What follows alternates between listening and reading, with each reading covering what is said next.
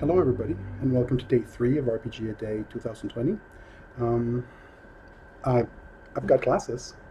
Some of you might have wondered where my glasses were. I broke them before recording, and they're glued together. I'm getting new glasses this week, but it makes it a whole lot easier to do these videos with proper eyewear. Um, Thank you all for your responses and your reactions to the videos for day 1 and day 2. It's great to feel this sense of community and this uh, drive to share what we love about role-playing games. So thank you for that, and I hope to keep engaging with all of you and keep watching your videos, and I look forward to your comments and your recommendations. I switched out a little bit here, still recording in the living room, and the topic for the day is uh, threads. Threads or thread? Let me double check. I made the first day plural without meaning to. Beginnings instead of beginning. Um, it's let's see here. Thread, singular. Uh, Trying to be accurate. Well, I'll continue talking about role playing online due to the COVID-19 pandemic. I think it's one of the big disruptors and one of the big things I've had to um, get used to and accommodate for this year. So I think it's sharing my experiences with you helps me think about what I'm doing and really focus on how I can make this experience for my players better. And I was thinking before recording this video about how do you keep the thread of the story going when you're playing online.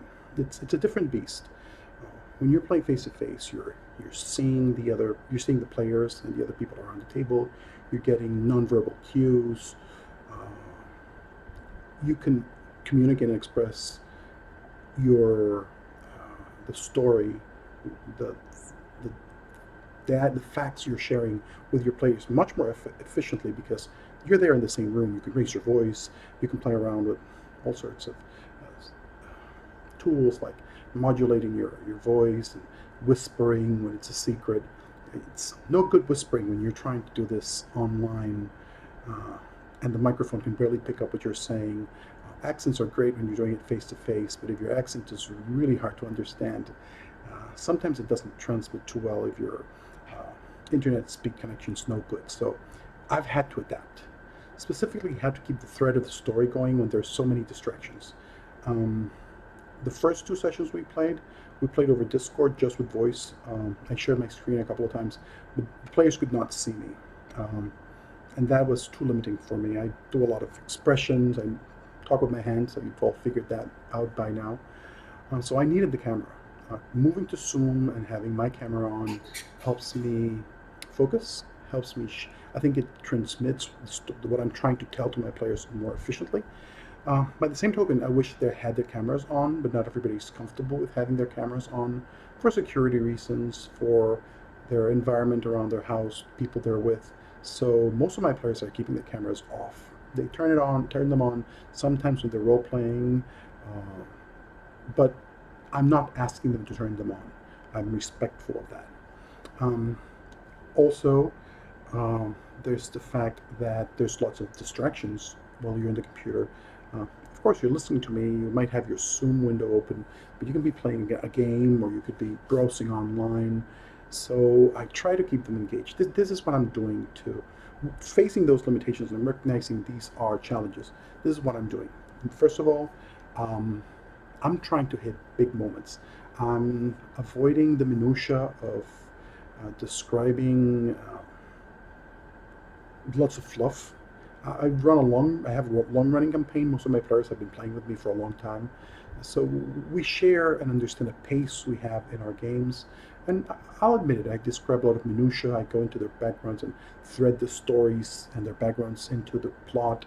And sometimes I can just go off on a tangent and describe rituals or peoples or places, and we all seem to enjoy it. But it's slog and it's dull sometimes when you're trying to keep attention going online. So I'm putting those aside, just going for the big moments, keeping action going, trying to make sure all the characters are engaged, all of them have something to do, which is good advice in any regular story, but It's more important when I'm doing it online. I'm engaging with them not just through Zoom. I have a WhatsApp group with them open, and if I'm talking about an NPC, I share an image not just on Zoom, but I send it over via WhatsApp.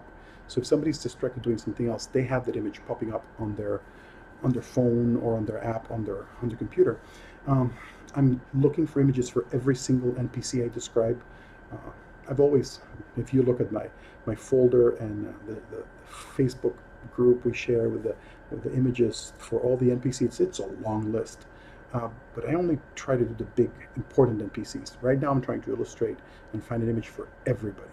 Uh, Give them a visual cue, have them look at their phone or at their Zoom to look at that image, so it's immediately they know who I'm talking about. Um, I'm also being patient, realizing that everybody's engaged at the same time, so I'll repeat what's going on uh, multiple times. If I can see a player is distracted, I won't chastise them for it, not too much, and I'll just reiterate or try to share that information through an NPC or just restate what's going on. Those are the tools I'm using to keep the thread going. Again, this is a face-to-face game that's moved for the last 20 sessions to a virtual table, and I'm trying to keep the thread of the story going. Players say they like it. I ask them every session, "Are you enjoying it? What do you don't enjoy?" And the reaction's good so far. So I know it's not ideal. They tell me they want to play face-to-face, but we can't do it right now. So that's how I keep the thread of the story going through online gaming in the pandemic. That's my contribution for day 2. I look forward to, I'm sorry, not day 2, day 3. I look forward to your contributions and your participations, and I'll see you tomorrow, everybody. Take care.